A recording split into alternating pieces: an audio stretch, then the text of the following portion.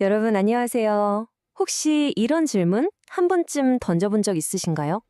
하나님은 대체 왜 꼭 인간이 되어야만 했을까 하고 말이죠. 와, 근데요. 무려 1000년도 더 전에 바로 이 어마어마한 질문에 정면으로 답하려고 했던 책이 한 권 있습니다. 그리고 이 책은요. 서양 사상의 흐름을 통째로 바꿔놓았다고 해도 과언이 아니에요. 오늘 우리가 함께 파헤쳐볼 책이 바로 그 주인공입니다. 네, 바로 이겁니다. 이 질문이 모든 것의 시작점이에요. 캔터베리의 안셀무스라는 신학자가 자신의 걸작 쿠르 데우스 호모에서 이 거대한 신학적 미스터리를 풀기 위해 아주 치밀하고 흥미로운 논리의 여정을 떠나는데요. 자, 지금부터 그 길을 우리도 한번 같이 따라가 보시죠. 이 책을 쓴 사람은 11세기에 활동했던 신학자 안셀무스입니다. 근데 이분의 목표가요, 정말 대담했어요. 뭐냐면 신앙의 가장 큰 신비 중 하나인 신이 인간이 된 사건 있잖아요. 이걸 믿는 사람들은 물론이고 심지어 믿지 않는 사람들까지도 오직 논리와 이성만으로 설득해 보겠다는 거였죠. 대단하지 않나요? 더 재밌는 건 책을 쓴 방식이에요. 이게 무슨 딱딱한 신학 논문이 아니고요. 스승인 안셀무스랑 제자 보소가 서로 질문하고 답하는 그런 대화 형식으로 되어 있어요. 자신의 논리를 하나씩 하나씩 차근차근 증명해 나가는 거죠. 정말 당시로서는 엄청나게 신선한 시도였을 겁니다. 자, 그렇다면 안셀무스가 내놓은 그 논리적인 해답은 과연 뭐였을까요? 수많은 신학자들이 머리를 싸매로 고민했던 이 문제에 대해서 그가 찾아낸 돌파구는요, 딱 하나의 핵심 개념으로 요약할 수 있습니다. 그 핵심 개념이 바로 만족, 라틴어로는 satisfactio입니다. 안셀무스는 죄를 그냥 우리가 잘못한 행동 정도로 보지 않았어요. 그게 아니라 마치 기사가 왕의 명예를 더럽힌 것처럼 죄는 무한하신 신의 명예에 대한 엄청난 모욕이고 그 결과로 우리는 절대로 갚을 수 없는 우주적인 빚을 지게 된 거라고 생각했던 거죠. 자, 그의 논리가 어떻게 흘러가는지 한번 볼까요? 먼저, 신의 명예는 무한하니까 거기에 입힌 손해도 무한한 빚이 되는 거예요. 그쵸? 근데 우리 인간은 어때요? 유한하잖아요. 이 무한한 빚을 갚을 길이 없는 거죠. 여기서 딱 막히는 겁니다. 이 빚을 갚으려면 인류를 대표하는 인간이어야 하는데 동시에 그 무한한 빚을 감당할 수 있는 신이어야만 하는 딜레마에 빠진 거죠. 그래서 안셀무스는 이 두 가지 조건을 동시에 만족시키는 유일한 존재, 바로 신인간, 예수가 필요했다고 본 겁니다. 그리고 그분의 죽음이야말로 신의 명예를 완벽하게 회복시키는 그 만족을 이룬 사건이라고 설명한 거죠. 안셀무스에게 이 해답은 정말 완벽한 그림이었어요. 왜냐하면 하나님의 서로 다른 두 가지 속성, 즉 정의와 자비를 기가 막히게 조화시켰거든요. 죄는 반드시 버려야 한다는 차가운 정의와 그럼에도 불구하고 인간을 구원하고 싶어 하는 따뜻한 자비. 이 두 가지가 십자가 위에서 마침내 하나로 만났다고 본 겁니다. 지금 우리가 들으면 그런 이론이 있구나 하고 익숙하게 들릴 수도 있지만요. 당시에는 그야말로 신학계의 판을 완전히 뒤집어 엎는 혁명적인 생각이었습니다.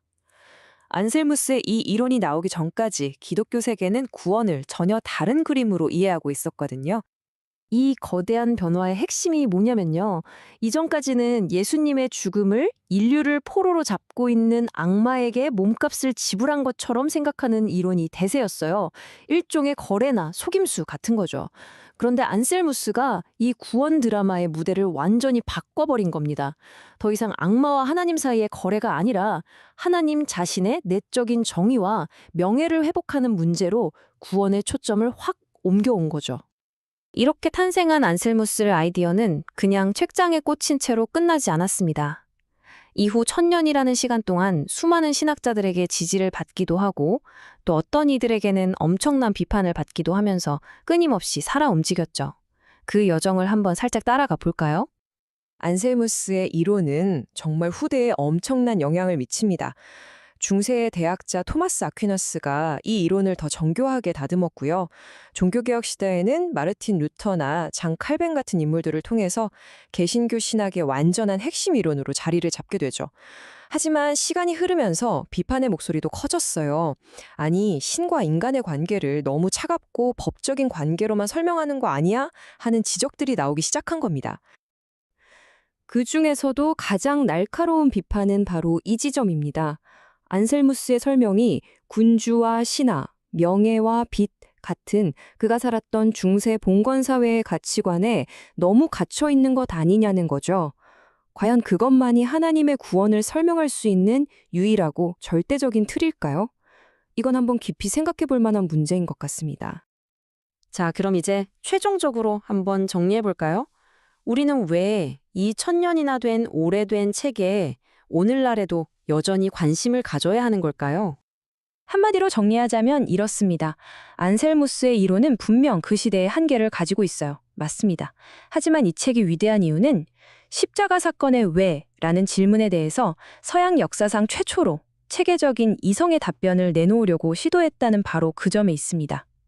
그의 의견에 동의하던 혹은 비판하던 이후의 모든 신학 논의는 안셀무스가 세운 이 거대한 이정표를 거쳐갈 수밖에 없게 된 거죠. 결국 쿠르데우스 호모는요, 신앙이라는 신비와 논리라는 엄밀함을 결합하려는 한 위대한 지성의 노력을 보여주는 기념비와도 같은 책입니다. 수백만, 수억 명의 사람들이 기독교의 핵심 진리를 이해하는 방식 자체를 만들어낸 그야말로 역사적인 저작이라고 할 수 있겠습니다. 안셀무스는 신앙의 거대한 미스터리를 이성이라는 도구로 설명하려고 했습니다.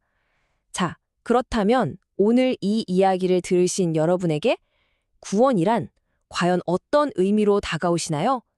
이 질문을 마지막으로 남기면서 오늘 이야기를 마칠까 합니다. 한 번쯤 깊이 생각해 보시면 좋겠습니다. 네? 쿠어데우스 호모 이렇게 읽는군요. 쿠어데우스 호모 이렇게 읽는다고 생각을 했는데 네, 잘 들어봤네요. 모놀로기온, 프로슬로기온과는 좀 다르게 쿠어데우스 호모라는 왜 하나님이 인간이 되셨는가라는 책은 신학에서는 이제 구원론이라고 불리우는 어떻게 구원을 받는가, 어떻게 죄 사함을 받는가, 어떻게 용서를 받는가에 대한 즉 구속의 우리가 구원받게 되는 그 과정을 이론적으로 설명해 보려는 그런 책인 거죠.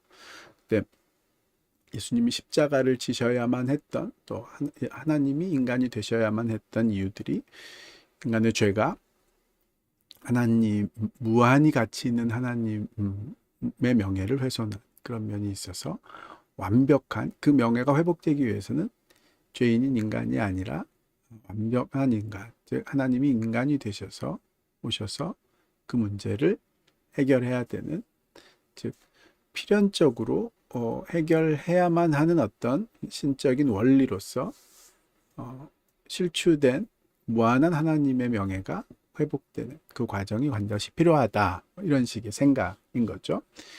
만족설이라는 이름으로 처음에 이제 알려지기 시작했던 것이 재밌게도 이번에는 이제 종교 개혁자들에게도 아주 좋은 의미로 받아들여지고, 그것을 이제 형벌 대속론, 형벌을 대신 하나님이 받으시는 그런 의미다라는 면으로 이제 재해석되면서 대부분의 사람들이 이제 유일하게 구속의 과정은 이거 아닌가라고 생각하는 유일한 구속에 관한, 즉 구원에 관한 이론이 돼버린 면이 있죠. 그런데 이제 사실은 그렇진 않고요. 그 전부터 예수님이 이 사탄과 싸워서 승리하신 모델이다, 아니면 사탄에게 어떤 죄인들을 사오신 죄값을 대신 치르고, 랜섬 띠어리라고 하죠. 그 값을 치르신 예수님이 대신 값을 치러주신 그런 면이다. 이런 여러 가지 아이디어들이 있었죠. 그런데 이제 그것들이 많은 사람들에게 아주 깊은 공감을 잘 못 얻었다면, 처음으로 아주 광범위하게 크리스찬들에게 왜 예수님이 이 십자가를 지셔야 됐고 왜 하나님이 인간이 되셔야 했는지, 그 부분, 그 왜에 대한 자연스럽게 떠오르는 질문에 나름대로 많은 사람들을 만족시켰던 그런 답으로 여겨지는, 지금 입장에서 보면 이제 카톨릭적인 중세 스콜라 철학의 아버지로 불리워지는 시작으로 불리워지는 안셈의 저작임에도 불구하고 대부분의 개신교 분들도 이제 개신교 지도자들도 다 인정하고 받아들이고 오히려 더 강화해서 받아들이는 그런 내용이 된 아주 유명한 책이죠. 여기까지 안셈이라는 사람, 안셀름이라고 불려지는 캔터베리의 주교, 영국 사람인 거죠. 이제 스콜라 철학의 시작점에서 생겼던 책 나눠봤는데요.